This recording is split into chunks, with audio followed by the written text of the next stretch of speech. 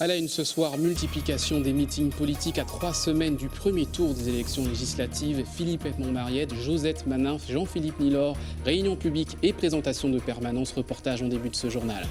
À la une également, une rencontre pour la réconciliation. Plusieurs représentants des communautés ethniques et religieuses de Martinique étaient présents ce matin au stade Georges Gration pour un message de paix face à l'esclavage. L'histoire du peuple noir comptée dans un grand spectacle de rue hier soir à Fort-de-France, une soixantaine d'artistes et un public conquis. Enfin, la nuit européenne des musées. Les curieux ont pu visiter le musée de la Canne gratuitement et ce jusqu'à 20h. L'institution fête cette année les 20 ans du Rhum AOC Martinique. Enfin, notre invité ce soir, François Gabour, caricaturiste. Il lance une campagne de financement pour un livre satirique sur l'esclavage. Bonsoir et à tout à l'heure. Voilà pour les titres. Bonsoir à tous. La campagne officielle pour les élections législatives démarre demain. Ce week-end, les candidats ont multiplié les réunions publiques. Josette Manin était à la ferme Périne ce matin. Philippe Edmond-Mariette, candidat pour le centre, a présenté sa permanence au bourg du Lamentin. Quant à Jean-Philippe Nilor, député du Sud, et candidat à sa propre succession, il avait donné rendez-vous hier soir pour un meeting à Rivière-Pilote. Tour d'horizon avec Guillaume Bacoul et Guy Raphaël René.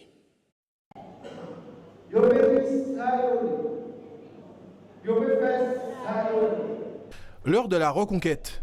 Après la désillusion des municipales, c'est à Rivière-Pilote, fief du Mime, que Jean-Philippe Nilor a décidé d'officialiser sa candidature sur la circonscription du Sud. Devant de nombreuses figures du mouvement patriote ou même du RDM. Mais encore une fois, en l'absence de son mentor, Alfred Marie-Jeanne, le député sortant a surtout souhaité s'appuyer sur un bilan qu'il juge positif.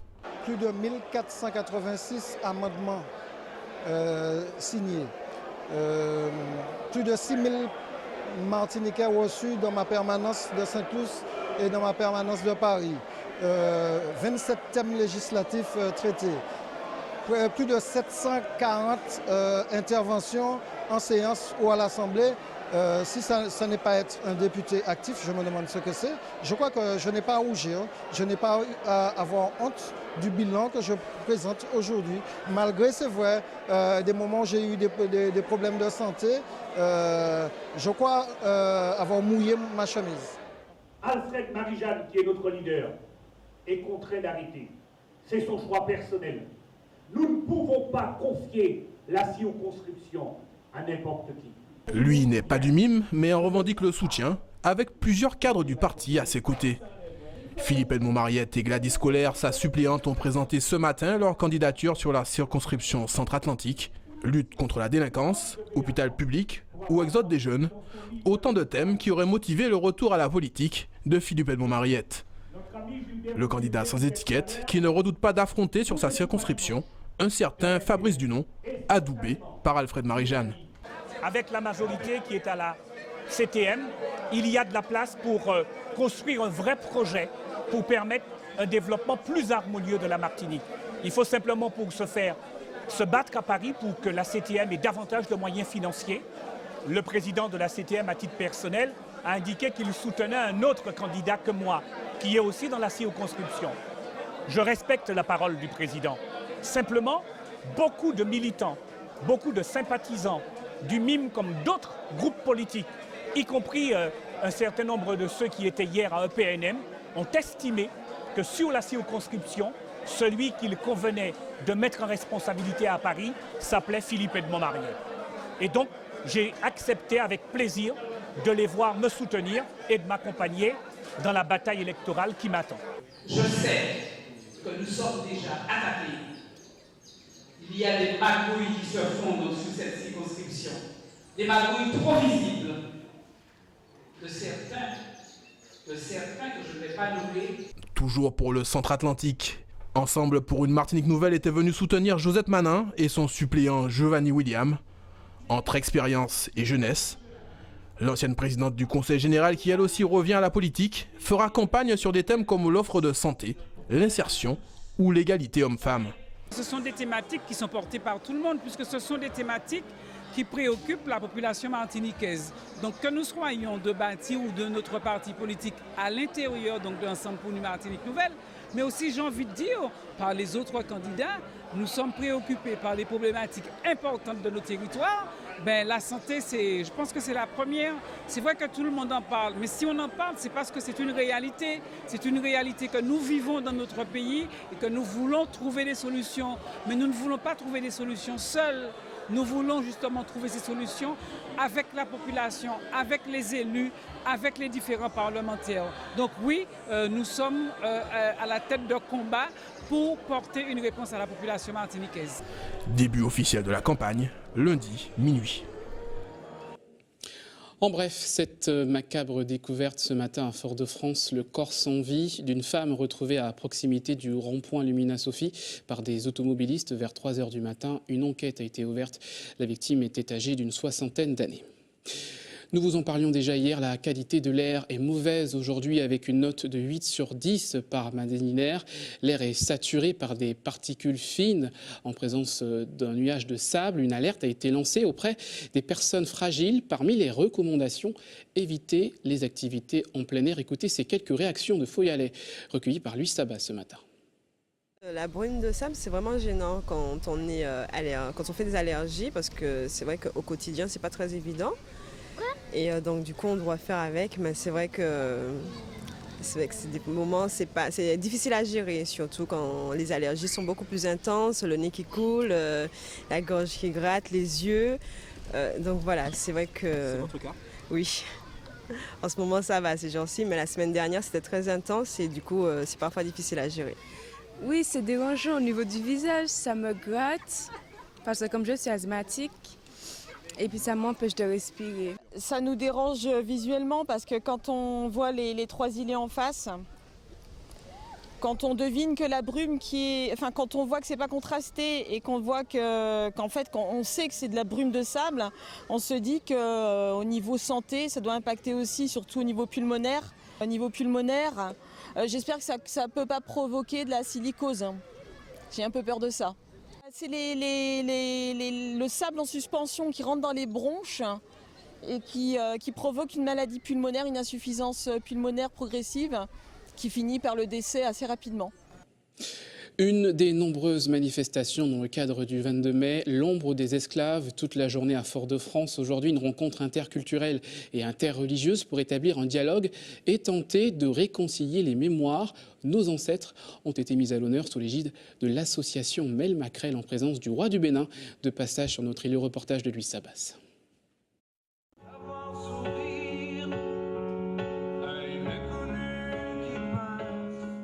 Juifs, orthodoxes, musulmans, chrétiens hindous ou rastafari. La quasi-totalité des représentants des communautés religieuses de Martinique, main dans la main, en signe de paix. Une journée forte en symbole qui ne manque pas de toucher les spectateurs présents. C'est une grande joie, cette manifestation-là, elle est belle. Toutes les communautés qui sont réunies ici, ça amène un petit peu un climat apaisé autour de la question. Donc c'est ce qui m'intéresse aujourd'hui ici. La première édition de l'ombre des esclaves met en avant la mémoire des déportés et la réconciliation des peuples. Un plaidoyer pour le mieux vivre ensemble en Martinique. Voilà pourquoi les représentants des différentes confessions religieuses de l'île et d'associations apportent leur pierre à l'édifice de cette manifestation. Nous voulons de la fraternité, nous voulons avancer socialement et il faut absolument empêcher tous les détracteurs et les perturbateurs qui attisent la haine pour des raisons de différence.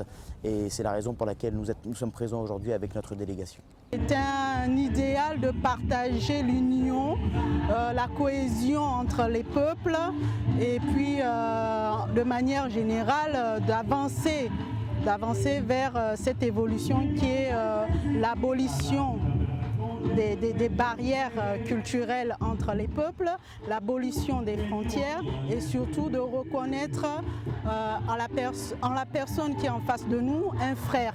Une journée au nom de la paix, c'est juste quelques heures en Martinique, mais les participants à cette première veulent croire à un effet papillon positif. Il y a eu une cérémonie qui a été faite aujourd'hui, on a réuni du monde, ça va passer dans les informations, ça va passer à la télé, à la radio.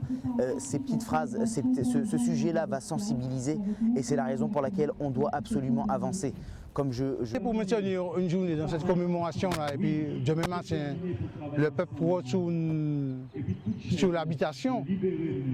C'est une commémoration pour le fun.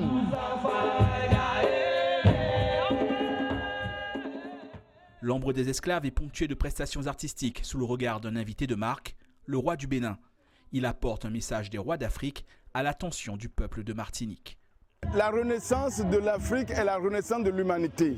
La paix entre le peuple africain est la paix avec le monde entier. La réconciliation entre le peuple noir est la réconciliation avec tout le monde, toutes les autres communautés. Tant que l'Africain est uni, tout le monde est uni. Chaque année, l'Ombre des esclaves a pour objectif de dresser le drapeau d'un pays d'Afrique dans un lieu symbolique. L'an prochain, ce sera en Guadeloupe. Mais pour cette première, c'est celui du Bénin qui sera implanté en Martinique. Ce sera mardi au Mémorial Cap 110 du Diamant.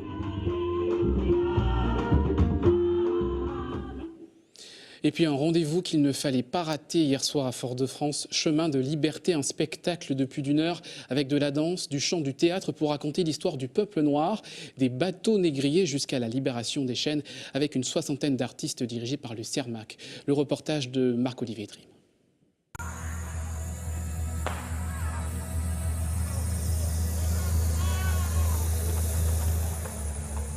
Une histoire contée sur une scène foulée et traversée à pieds nus pour la plupart.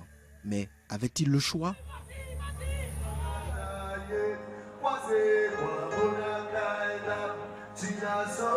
Pendant un peu plus de 2 heures, l'itinéraire du peuple noir illustré par de nombreux tableaux.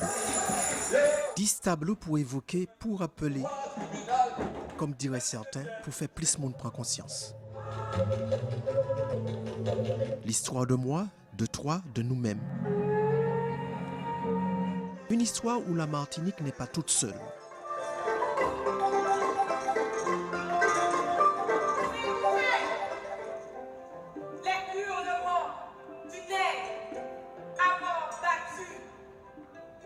Des négriers, du nègre marron à la libération, tant de sang a coulé, mais aussi tant de voix se sont élevées.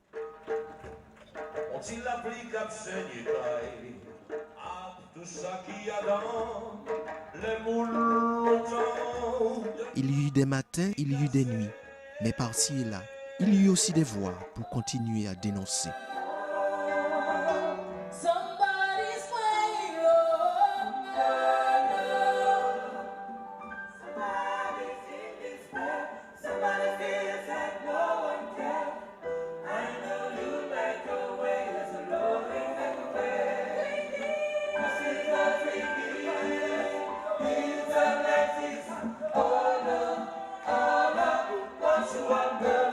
Puis vient la lueur,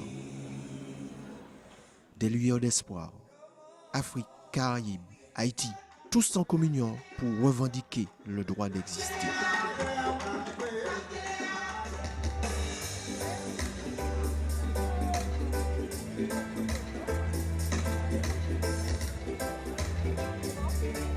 Nous devons cheminer ensemble dans notre diversité. Parce que nous sommes instruits de la certitude merveilleuse que si nous sommes si différents, c'est parce que les couleurs sont dans la vie et la vie dans les couleurs. Cette partition jouée en sol martiniquais a réuni artistes en tout genre, en communion avec son public. On a une histoire qu'il faut la faire connaître. Les tableaux étaient différents, donc tout était spécial, donc tout était beau. Le gigantisme et puis le côté extraordinaire qu'elle représentait. Jeunes et moins jeunes ont tenu à apporter dans cette fresque la transmission d'une histoire qui ne doit pas rester figée.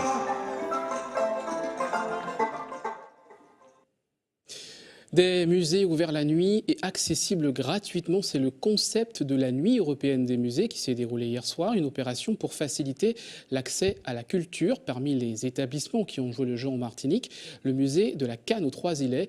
Il a ouvert ses portes jusqu'à 20h. C'était également l'occasion de fêter le 20e anniversaire de l'appellation d'origine contrôlée Rome-Martinique. Reportage de Guy Raphaël René.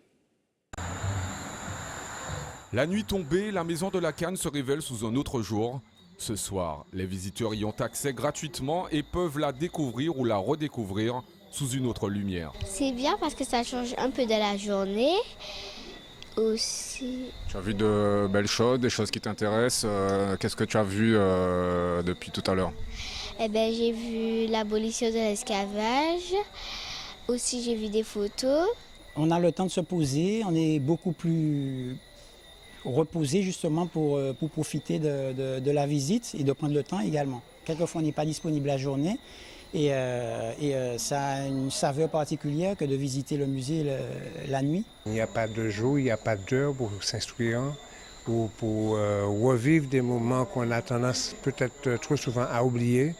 Donc c'est un retour aux sources. Une fois par an, la CTM organise cette opération intitulée La Nuit des musées pour permettre à tous d'accéder à ces écrins de culture. Au total, nous avons 4 musées qui participent ce soir. Nous en avons 2 aux Trois-Îlets, la Pagerie et la Maison de la Canne. Un à Fort-de-France, le musée d'archéologie et de préhistoire, et un à Saint-Pierre, le CDST, le Centre de découverte des sciences de la Terre. C'est un accès à la connaissance pour pouvoir dire que nous sommes là, nous existons, et l'institution elle-même qui a créé cette nuit des musées a décidé que ce sera gratuit pour permettre à un maximum de Martiniquais d'y aller. Ce soir, la maison fête aussi le 20e anniversaire de l'appellation d'origine contrôlée Rome-Martinique. Seul Rome au monde a bénéficié de ce cachet. C'est vraiment l'expression d'un terroir, d'un savoir-faire. Et terroir, c'est le sol, le climat, mais aussi les hommes. C'est les hommes qui plantent la canne, c'est les hommes qui coupent, qui transforment et qui mettent en vieillissement et qui élaborent et qui distillent. C'est un label plus que bénéfique puisque ça permet de vendre dans des pays. Ça donne, c'est une espèce d'ambassadeur et c'est aussi important pour la Martinique puisque c'est aussi un ambassadeur de l'île. Et quand on voit les arômes que j'ai présentés, notamment du rhum blanc jusqu'au rhum vieux, c'est un peu la marchande de pays mêlés. Vous êtes avec une carte postale à Martinique et ça peut faire rêver aussi. Décliné à l'échelle européenne, la Nuit des musées est un événement initié par le ministère de la Culture.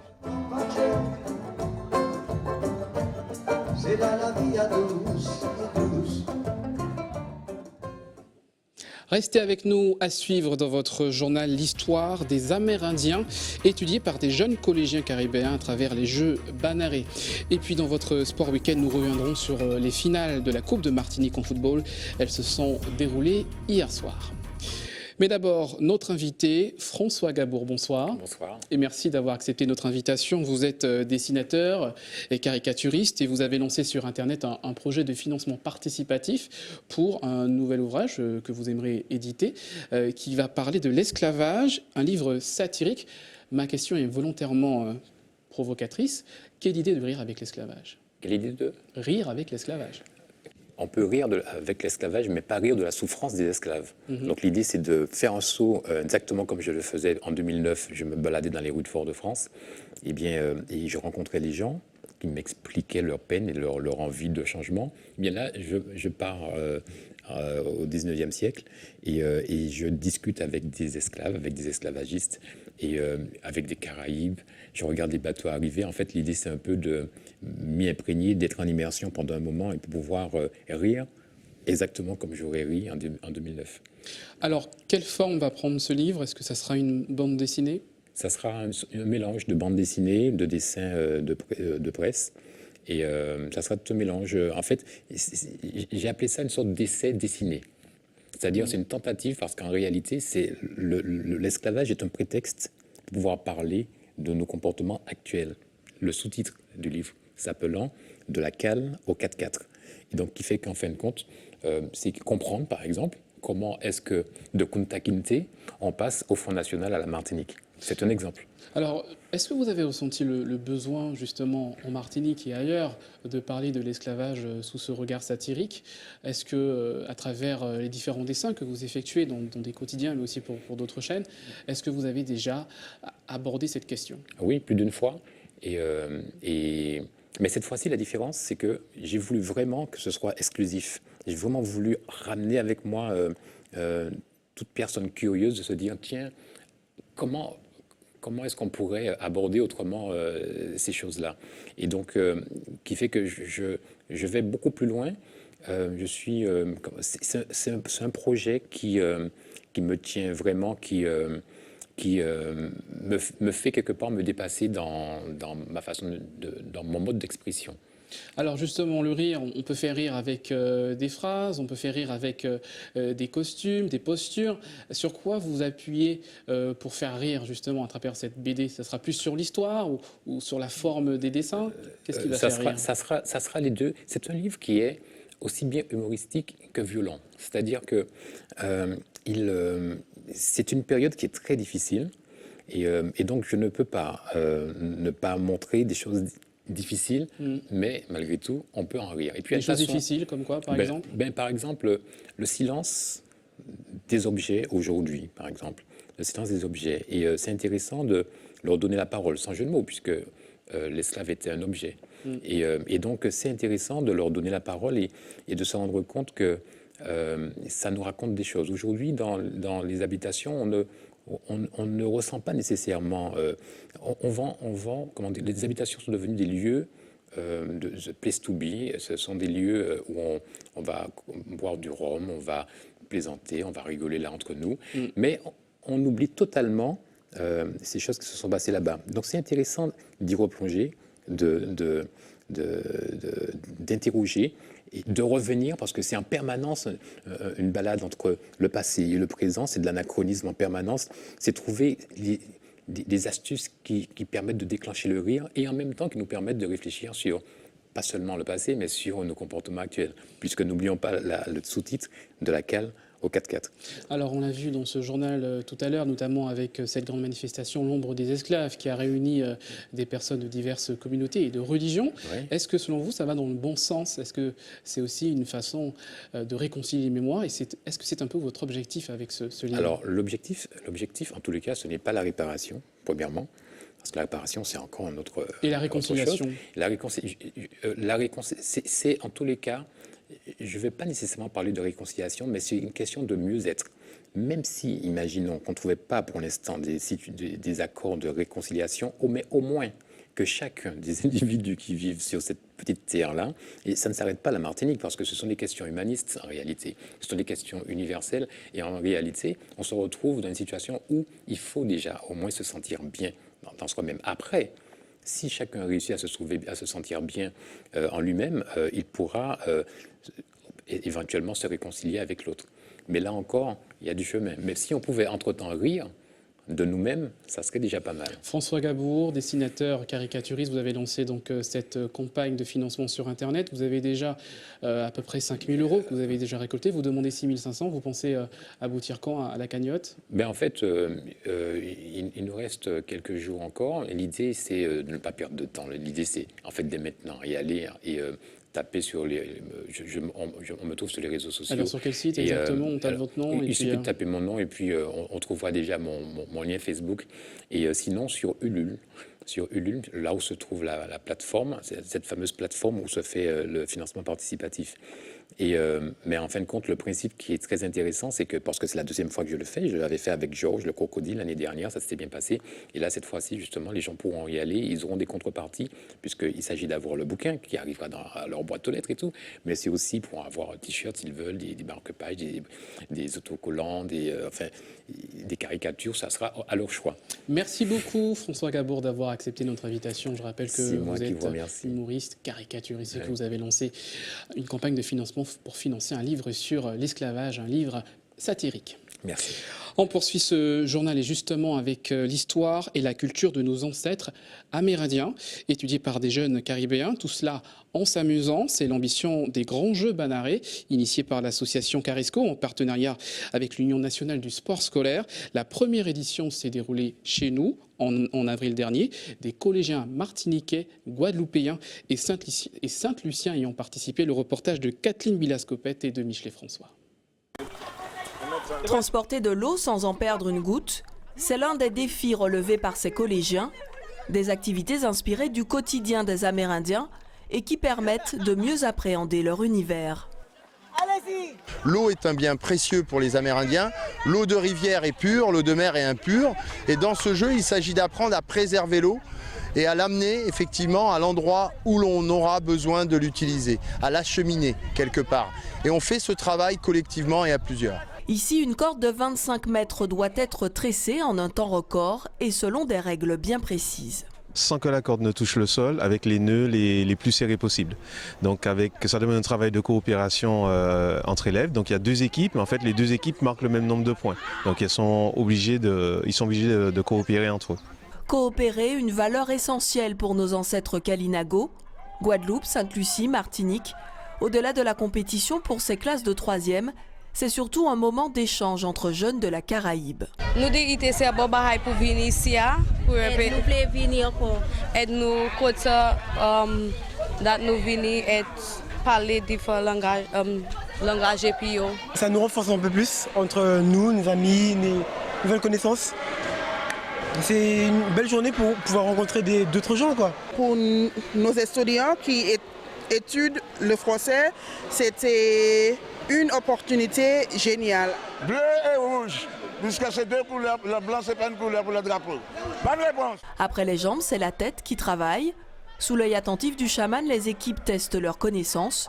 Ce jeu de société géant a été conçu par Carisco pour aider à mieux connaître notre environnement caribéen. Beaucoup de géographie, la géographie, l'historique, l'histoire de ces pays et aussi des jeux de solidarité où on s'entraide, l'entraide et tout bois. Ce type de jeu rentre tout à fait dans les objectifs justement que nous avons d'ancrer le sport dans les territoires et que par le sport nous puissions permettre aussi à nos enfants de découvrir l'art culture de leur pays. 3, 2, 1. Une première édition qui a tenu ses promesses et permis aux jeunes générations de toucher du doigt 2500 ans d'histoire, trop souvent méconnue.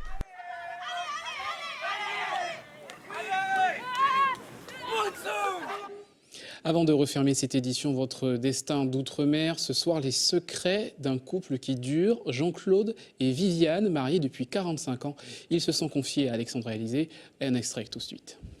C'était en février 1974 ou 73. 73, vraiment. On s'est connus par l'intermédiaire d'amis communs, on va dire. Et puis, bon, tout bêtement, à Créteil.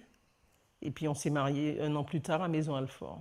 Un beau garçon, célibataire, à cet âge-là, 28 ans, c'est quand même bizarre. Et puis, bon, finalement, il faut avouer que on était faits l'un pour l'autre, on va dire ça comme ça. Je me suis dit, bon, après tout, elle m'a l'air, je dis bien, elle m'a l'air d'être assez sérieuse. On se racontait des choses même sur le passé.